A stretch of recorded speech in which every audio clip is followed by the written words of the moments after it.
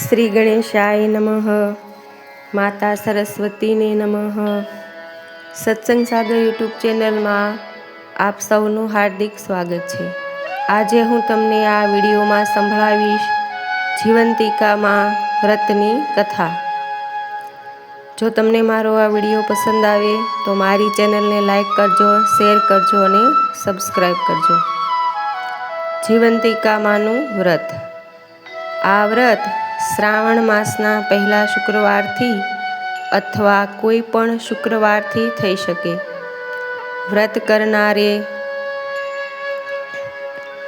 શુક્રવારે જીવંતિકા દેવીના નામનો દીવો કરી ભક્તિ કરવી. એકટાણું થઈ શકે તો કરવું, પરંતુ પીળું વસ્ત્ર પહેરવું નહીં કે પીળી કોઈ પણ વસ્તુ પહેરવી નહીં. હવે હું તમને સંભળાવીશ તેની વાર્તા. કાશી નગરીમાં એક રાજા રાજ કરે. તેને રાણી પણ શાણી અને સદગુણી મળી હતી. તેથી તે પોતાને ભાગ્યશાળી માનતો હતો. બંને બધી વાતે સુખી, પણ સંતાનનું દુઃખ. તેથી રાત દિવસ તેઓ ચિંતા કરતા હતા. રાણીને એક દાસી હતી. તે સુયાણીનું કામ પણ જાણતી. તેને ભાળ મળી કે ગામમાં એક બ્રાહ્મણી ગર્ભવતી છે. તેને 3 માસ થયા છે. આ જાણ્યા પછી તે રાણી પાસે આવી અને રાણીને ઉદાસ બેઠેલ જોઈ કહેવા લાગી, રાણી, તમે ઉદાસ કેમ દેખાવ છો? રાણી બોલી, મારું દુઃખ તું જાણે છે. મને બતાવ કે મારું વાંઝિયા મેણું કેવી રીતે ટળે. દાસીએ પોતાની યુક્તિ જણાવતા કહ્યું, રાણીબા, આપણા ગામમાં પુરાણીની પદ્માને દિવસે રહ્યા છે. હાલમાં તેને 3જો મહિનો ચાલે છે. 6 મહિના બાદ તેને સુવાવડ આવશે. ત્યારે તેનું બાળક હું ચૂપકીથી તમારી પાસે મૂકી જઈશ. પણ હા, તમારે આજથી એવો ડોળ કરવાનો કે તમને દિવસો રહ્યા છે અને 3જો મહિનો ચાલે છે. આમ કરવાથી પારકા સંતાનો પણ તમારા કોડ પૂરા કરશે. રાણીને આ વાત ગમી ગઈ. ત્યારથી નગરમાં આ વાત ફેલાઈ કે રાણીને દિવસો રહ્યા છે અને હાલમાં 3જો મહિનો ચાલે છે. ખરેખર ભગવાને રાજાની લાજ રાખી. 9 માસ પૂરા થતાં પુરાણીની પત્નીને પુત્ર અવતર્યો. તેથી સુવાવડ કરવા સુયાણી તરીકે પેલી દાસી જ આવેલી હતી. તેણે રાણીના કહ્યા મુજબ બ્રાહ્મણીને અવતરેલા છોકરાને ચાલાકીથી રાણી પાસે પહોંચતો કરી દીધો અને ઠાવકું મોઢું રાખી મહેલમાંથી બીજી દાસીઓને તેણે ખબર આપી કે રાણીબાએ એક રૂપાળા પુત્રને જન્મ આપ્યો છે.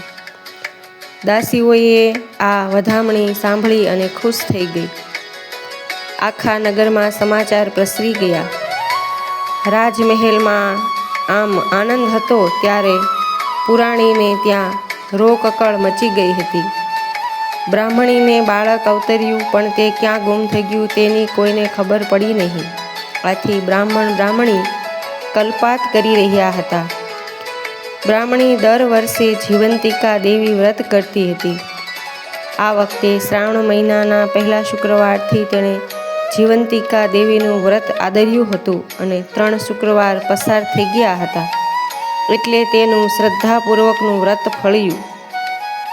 જીવંતિકા દેવી તેના ઉપર પ્રસન્ન થયા હતા અને તેનો પુત્ર રાણી પાસે હતો તેનું રક્ષણ કરતા હતા. બ્રાહ્મણીનો પુત્ર રાજાને ત્યાં લાડકોડમાં ઉછેરાવા લાગ્યો. દિવસે દિવસે કુંવર મોટો થતો ગયો. ભણીને તે હોશિયાર થયો ત્યારે રાજા એકાએક મૃત્યુ પામ્યો. હવે રાજગાદી પર કુંવર બેઠો. તેણે કુશળતાથી વહીવટ ચલાવીને પ્રજાનો પ્રેમ સંપાદન કરી લીધો. એક દિવસ કુંવર પિતા એટલે કે રાજાનું શ્રાદ્ધ કરવા જરૂરી સામગ્રી લઈ તીર્થધામ તરફ ચાલી નીકળ્યો. ચાલતા ચાલતા તે સંધ્યા ટાણે એક ગામમાં આવી પહોંચ્યો. ગામમાં વણિકની એક હવેલી હતી. ત્યાં કુંવર આવ્યો અને વણિક શેઠને કહ્યું, આ હવેલી આપની હોય તો મને રાતવાસો રહેવા દો.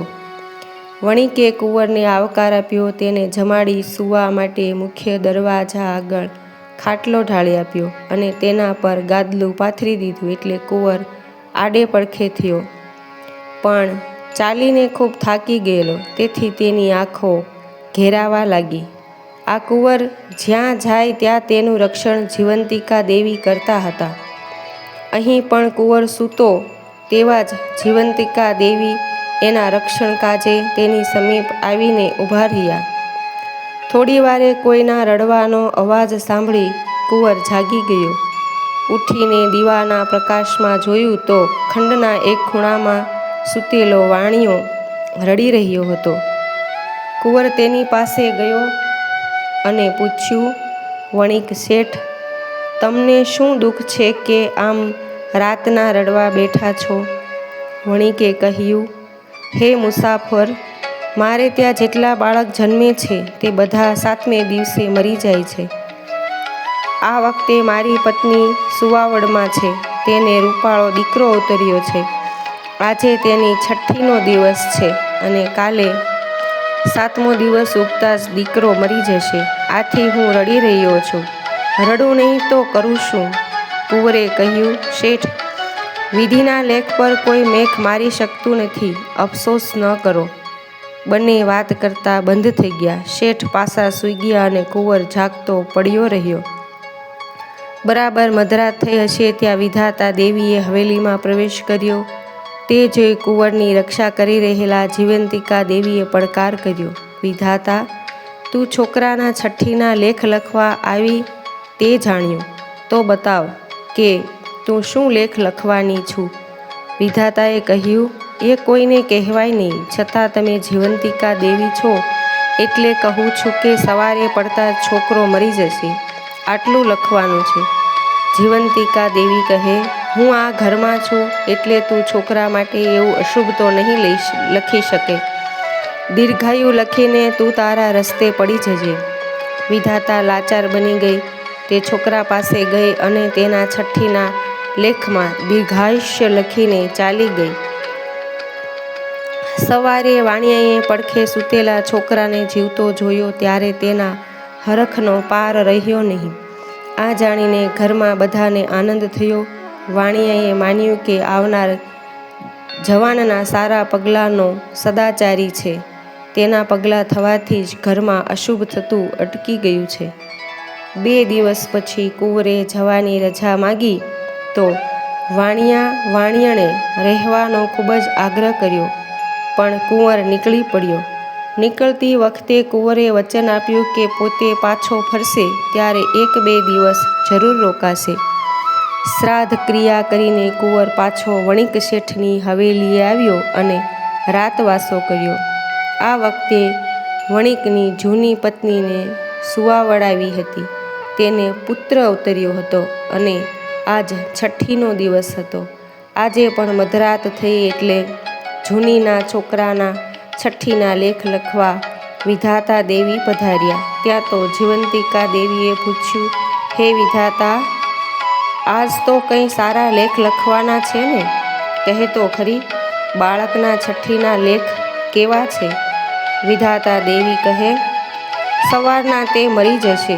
જીવંતિકા દેવીએ પહેલાંની જેમ હઠ કરી એટલે વિધાત્રી દેવીના 6ઠીના લેખમાં દીર્ઘાયુષ્ય લખી પાછા ફર્યા અને બોલ્યા, એક વાત પૂછવાની રહી ગઈ બહેન. પહેલાં પણ તમે અહીં હાજર હતા અને આ વખતે પણ તમારી હાજરી છે, તો આ પધરામણીનું કારણ બતાવો. આ વખતે જ કુંવરની આંખો ઉઘડી ગઈ. પોતાના ખાટલા આગળ કોઈ વાતો કરતું હોય તેવું તેને લાગ્યું. હજુ પણ બંને વાતો કરી રહી હતી. જીવંતિકા દેવી કહે, બહેન, ખાટલામાં સૂતેલા કુંવરની માતા 7 વર્ષથી મારું વ્રત કરે છે. મારા વ્રતનો મહિમા શુક્રવારનો છે એટલે દર શુક્રવારે તે મારા નામનો દીવો કરી મારી ભક્તિ કરે છે. મારા વ્રતના નિયમ મુજબ તે પીળા રંગની કોઈ વસ્તુનો ઉપયોગ કરતી નથી, પીળા રંગનું અનાજ ખાતી નથી, પીળા વસ્ત્રો પહેરતી નથી. આમ શુક્રવારે તે મારું જીવંતિકા વ્રત કરે છે.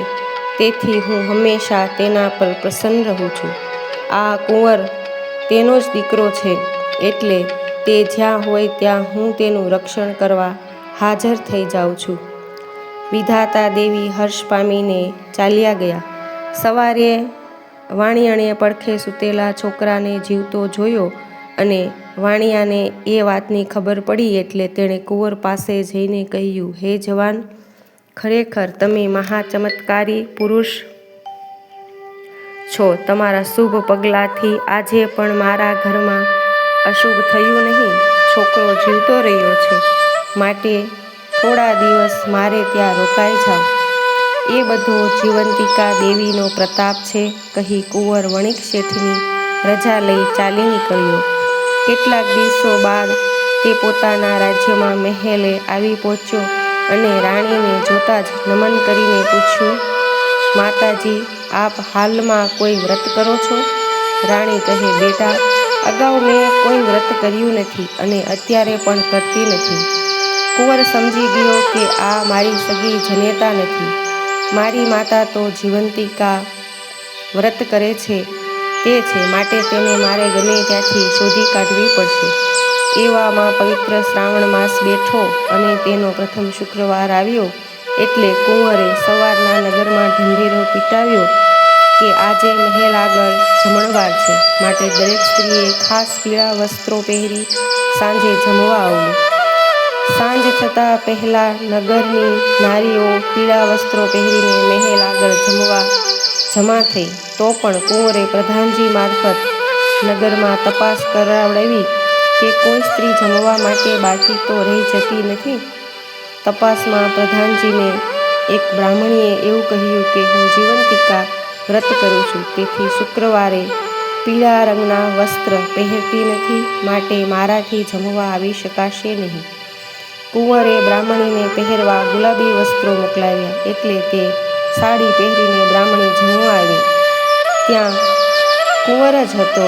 મા દીકરાએ એકબીજાને જોયા સાથે જ બ્રાહ્મણીને દીકરા પ્રત્યે હેત ઉભરાયું. તેને ધાવણ ચડ્યું અને દૂધની સેર છૂટીને પાટ પર બેઠેલા કુંવરના મુખમાં પડી. આ આશ્ચર્યજનક બનાવ જોઈ સહુ સ્તબ્ધ બની ગયા. ત્યાં કુંવરે ખુલાસો કર્યો કે આ મારી જનેતા છે અને મને ઘણા વર્ષે જોતા તેને વહાલ ઉભરાયું છે. આ સાંભળી બ્રાહ્મણી બોલી, બેટા, તારી માતા તો રાણી છે, છતાં તું મને માતા કેમ કહે છે? કુંવરે બંને દેવીઓ વચ્ચે થયેલી વાતચીત કહી સંભળાવી અને વધુ ખાતરી કરવા તેને રાણી પાસે લઈ જઈ બોલ્યો, રાણીબા, સાચું કહેજો કે હું તમારો સગો દીકરો છું. તમે મને પાળી પોષીને મોટો કર્યો છે. રાણીએ ખરી હકીકત કહી એટલે સર્વમાં જાહેર થઈ ગયું કે બ્રાહ્મણી એ જ કુંવરની ખરી માતા છે. આ વાતની ખબર જમવા આવેલી સ્ત્રીઓમાં પડતા તે બ્રાહ્મણી પાસે આવીને કહેવા લાગી કે ગોરાણીમાં, તમે જીવંતિકા વ્રત કરો છો તે અમારે કરવું છે, તો તે કેવી રીતે અને ક્યારે કરવું તે સર્વ વિધિ જણાવો.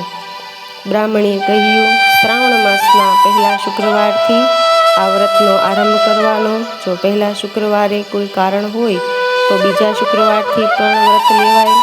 વ્રત કરનારથી પીળી વસ્તુનો ઉપયોગ થાય નહીં. વ્રત કરનારે સવારે નાહીને જીવંતિકા માતાનું નામ લઈ 5 દિવેટો વાળો દીવો પ્રગટાવી માતાજીને નમન કરવું. પછી હાથમાં ચોખા લઈ ચારે દિશાએ ઉછાળવા, જેથી પરગામ વસતા બાળકોનું જીવંતિકામાં રક્ષણ કરે. માતાના નૈવેદ્યમાં સાકરનો કંસાર કે શીરો ધરાવવાનો. એમાંથી વ્રત કરનારે એકટાણું જમવાનું, બાકી વધે તે પ્રસાદમાં વહેંચી દેવું. 5, 7 કે 9 વર્ષ પૂરા કર્યા પછી આ વ્રતનું ઉજવણું કરવું. તેમાં સૌભાગ્યવતી સ્ત્રીઓ, કુમારિકાઓ અને બાળકોને જમાડવા અને તેમને ગુલાબી વસ્ત્રો આપી રાજી કરીને રવાના કરવા. બ્રાહ્મણીએ આમ વ્રતની વિધિ જણાવીને વ્રતનો મહિમા સમજાવ્યો. આથી જમવા આવેલી સ્ત્રીઓએ શ્રાવણ માસમાં જીવંતિકા દેવીનું વ્રત કરવાનો સંકલ્પ કર્યો અને બધી સ્ત્રીઓ મહિમા ગાતી ગાતી પોતપોતાને ઘેર ગઈ. જે જીવંતિકામાં તમે જેવા બ્રાહ્મણીને ફળ્યા તેવા સૌને ફળજો અને વ્રત કરનાર, આ કથા વાંચનાર, સાંભળનારના ઘરમાં સુખ શાંતિ આપજો. જય જીવન ટીકામાં.